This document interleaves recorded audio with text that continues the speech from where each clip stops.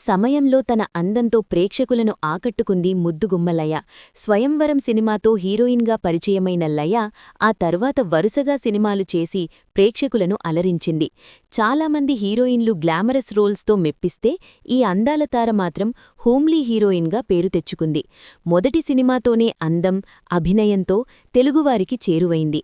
ఆ తర్వాత మా బాలాజీ, మనోహరం, మనసున్న మారాజు, కోదండరాముడు, దేవుళ్ళు, రామాచిలుకమ్మ, హనుమాన్ జంక్షన్, ప్రేమించు, శివరామరాజు, నీ ప్రేమకై, మిస్సమ్మ, స్వరాభిషేకం, అదిరిందయ్యా చంద్రం తదితర హిట్ సినిమాల్లో హీరోయిన్గా నటించింది. ఆ తర్వాత సినిమాలకు దూరమైన ఈ ముద్దుగుమ్మ ఇటీవలే సెకండ్ ఇన్నింగ్స్ మొదలుపెట్టి సినిమాలు చేస్తున్నారు లయ. చూడగానే అచ్చతెలుగు అమ్మాయిలా, పక్కింటి అమ్మాయిలా కనిపిస్తారు నటి లయ. తన నటనతో, అభినయంతో ప్రేక్షకులను ఆకట్టుకున్నారు లయ. గ్లామర్కు కాకుండా కేవలం నటనకు ప్రాధాన్యత ఇస్తూ సినిమాలు చేసి మెప్పించారు లయ. ఇక హీరోయిన్గా ఎన్నో సూపర్ హిట్ సినిమాలు చేసిన లయ చాలా కాలం సినిమాలకు బ్రేకిచ్చారు. తాజాగా ఓ ఇంటర్వ్యూలో లయ ఆసక్తికర విషయాలు పంచుకున్నారు. లయ మాట్లాడుతూ, రాఘవేంద్రరావు నిర్వహించిన జెమినీ టీవీ స్టార్ 2000 కంటెస్ట్ ద్వారా తాను ఇండస్ట్రీలోకి వచ్చానని తెలిపారు.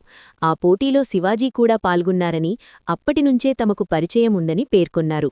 శివాజీతో కలిసి మిస్సమ్మ, అదిరిందయ్య చంద్రం, టాటా బిర్లా మధ్యలో లైలా వంటి అనేక చిత్రాలలో నటించి ప్రేక్షకుల మన్ననలు పొందామని, తాము భార్యాభర్తల పాత్రలకు బాగా సెట్టయ్యామని చెప్పారు లయ.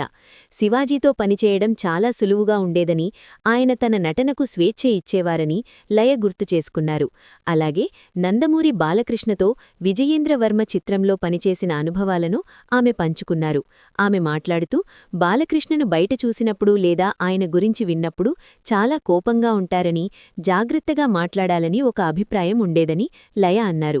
కాని బాలకృష్ణ చాలా ఆప్యాయంగా, చిన్నపిల్లల మనస్తత్వంతో అత్యంత డౌన్ టు ఎర్త్ వ్యక్తిగా ఉంటాలని లయ పేర్కొన్నారు. విజయేంద్రవర్మ సినిమా పాట చిత్రీకరణ సమయంలో జరిగిన ఒక సంఘటనను లయ గుర్తు చేసుకున్నారు. డాన్స్ స్టెప్స్ ప్రాక్టీస్ చేస్తుండగా ఆమె పొరపాటున బాలకృష్ణ కాలు తొక్కినప్పుడు ఆయన, నా కాలు తొక్కుతావా, ప్యాకప్, ఈ అమ్మాయిని తీసేయండి అని సీరియస్ అయ్యారు. దాంతో నాకు ఏడుపొచ్చేసింది. అక్కడినుంచి వెళ్ళిపోయా.